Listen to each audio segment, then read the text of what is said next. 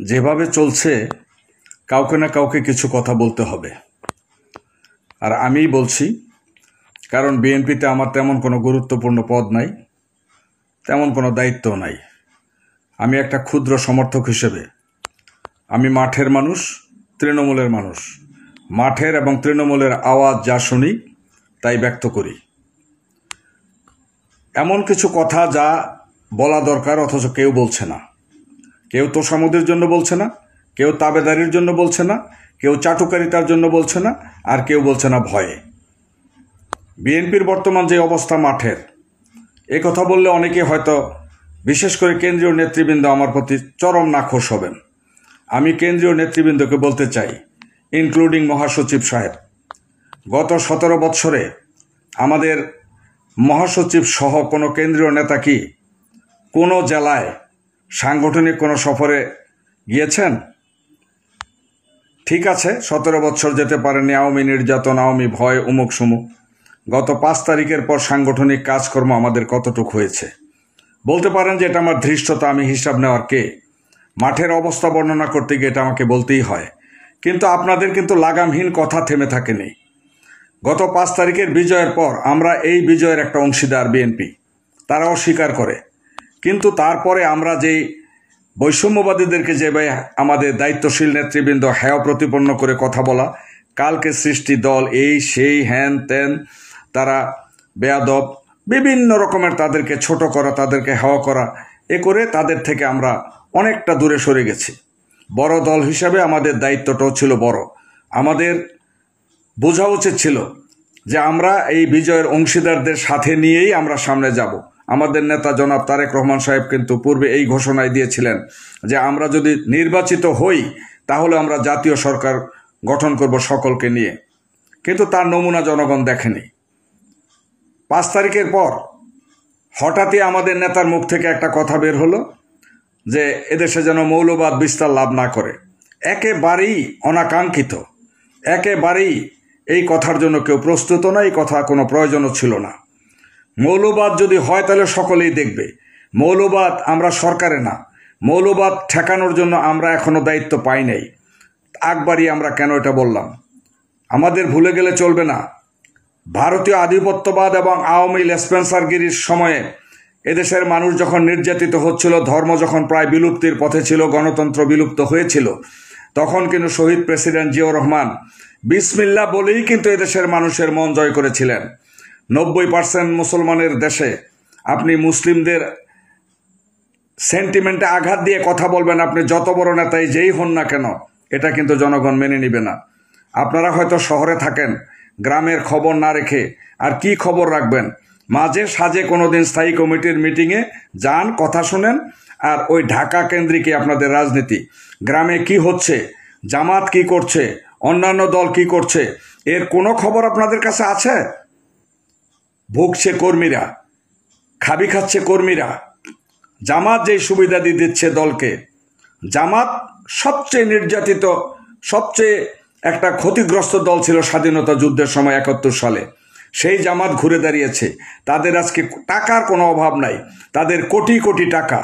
আপনারা বড় দল, 2 বার ক্ষমতায় গিয়েছেন, আপনাদের টাকা কোথায়?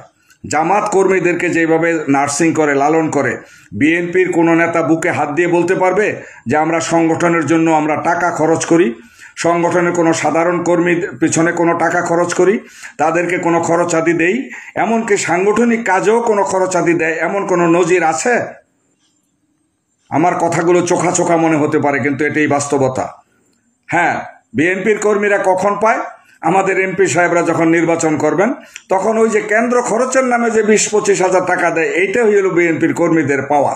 আর জামাতিরা, অনেক ক্ষেত্রে জামাতিরা তাদের ছাত্রদেরকে লেখাপড়ার খরচ দেয়, তাদের সংসার খরচ পর্যন্ত দেয়। কথাটা বাড়িয়ে বলছি না, আপনারা খবর নিয়ে দেখেন। খবর নেন না তো, এই জন্য বুঝবেন না।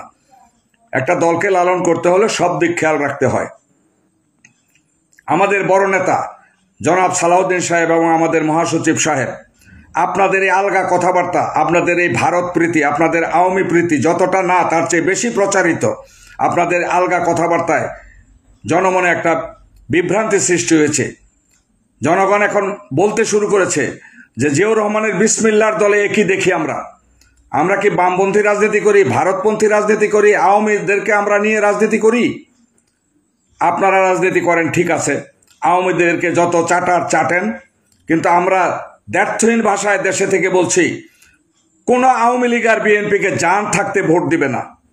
আপনাদের চেহারা দেখে তারা ভোট দিবে না, আপনাদের এই সমস্ত মিডিয়ার সামনে কথায় তারা ভোট দিবে না, কারণ আপনারা স্টাডি করেন না, আপনারা হোমওয়ার্ক করেন না, আপনারা কথা বলেই খালাস।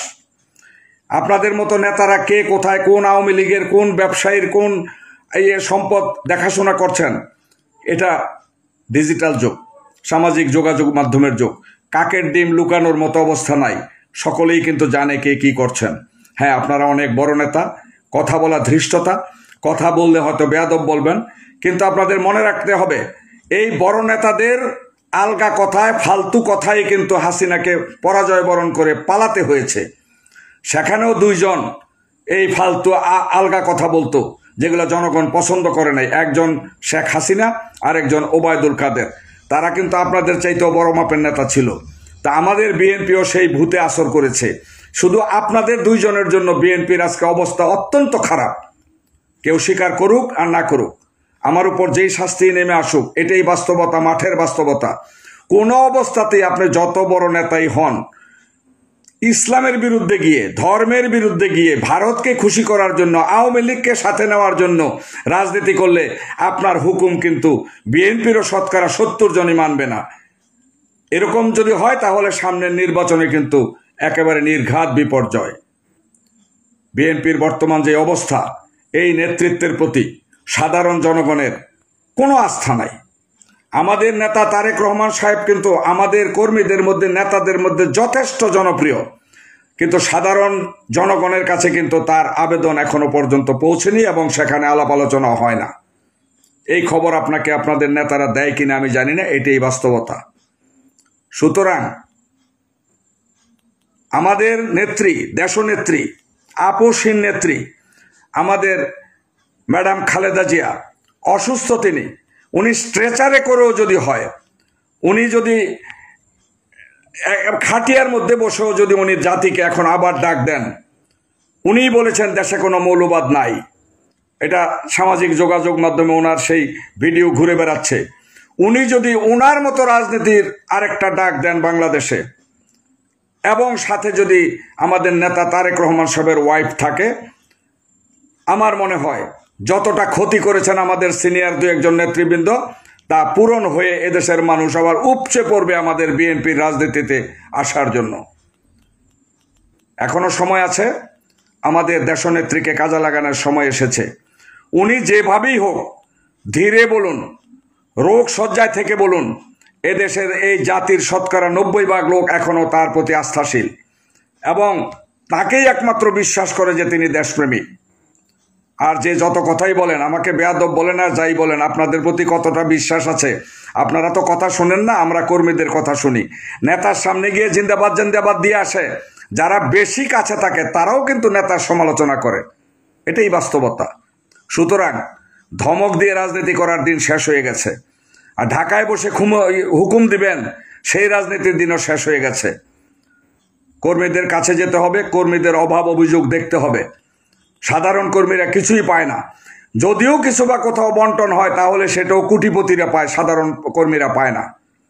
এই ক্ষোভও কিন্তু দলের মধ্যে রয়েছে, এটা আপনাদেরকে দেখতে হবে। আপনারা হয়তো ধমক দিয়ে বিদায় করে দেন, এই ক্ষোভ, এই অস্বস্তি, এই অবিশ্বাস কিন্তু কর্মীদের মধ্যে বিরাজমান। সুতরাং ছোট মুখে বড় কথা, আমি কথাটা বলে রাখছি, একমাত্র বেগম খালেদা জিয়া যদি এখন ডাক না দেন, আর আমাদের মিসেস তারেক রহমান সাহেব যদি মাঠে না আসেন, এই নেতৃত্ব দিয়া বিএনপির কোনো অবস্থায় জয়লাভ করা সম্ভব হবে না। যতই মনে করেন যে এই সাগর থেকে কয় ফুটা পানি নিবে, তলে তলে কিন্তু দিনে দিনে বাড়িয়াছে দেনা, এটা কিন্তু আপনারা জানেন না, আমরা জানি। আপনারা সেই রাজনীতিটা এখন করেনও না, জানেনও না, আপনারা হুকুম দিয়ে খালাস, হুকুম দিয়ে খালাসের দিন চলে গেছে। এই রাজনীতি এই দেশে আর চলবে না।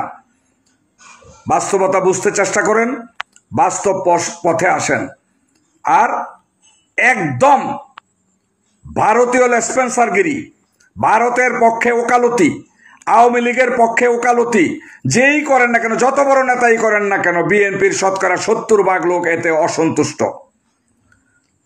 আর বিসমিল্লার ভাবধারা থেকে সরে গিয়ে আপনারা বিএনপিকে কমিউনিস্ট পার্টি বানাতে পারবেন, জামানত হারাবে আর 2-3 ইলেকশন পরেই।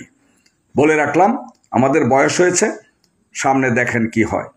সুতরাং একমাত্র সম্পদ এই জনগণকে বিএনপির দিকে মুখ ফিরাতে পারে একমাত্র আমাদের দেশনেত্রী খালেদা জিয়া।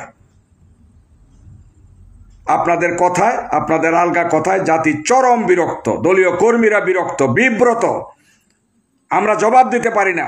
আমাদেরকে মানুষ যখন জিজ্ঞাসা করে যে বিএনপিকে কোথায় নিয়ে যাচ্ছেন আপনারা, আমরা জবাব দিতে পারি না। আপনারা হয়তো বলবেন আপনারা অনেক বড়, ওই যে বললাম, বড় নেতাদের কারণেই কিন্তু আওয়ামী লীগের এই ভরাডুবি হয়েছে, ছোট নেতাদের কারণে না। এই ওবায়দুল কাদেরের অসংলগ্ন কথাবার্তা আর শেখ হাসিনার অসংলগ্ন কথাবার্তা, এই উগ্রতা, আত্মহংকার, আত্মহমিকা এবং আমরাই রাজা, আমরাই সব বুঝি, আর কেউ কিছু বুঝে না, এই নীতিতে কিন্তু আওয়ামী লীগের আজকে ভরাডুবি, দেশ ছেড়ে পালাতে হয়েছে। আপনাদেরও কিন্তু সেই দিন আসতে দেরি হবে না। এখনো সময় রয়েছে। আমাদের সেরা পুঁজি আমাদের দেশনেত্রী বেগম খালেদা জিয়াকে মিডিয়ার সামনে এনে জাতিকে ডাক দিতে বলেন। তার ডাকে ইনশাল্লাহ শতকরা 90% লোক আবার এগিয়ে আসবে। কেউ যদি মনে করেন যে আপনাদেরকে ছোট করছি, দুঃখিত, ছোট না করে উপায় নেই, কারণ আপনাদের ডাকে জনগণ যাবে না।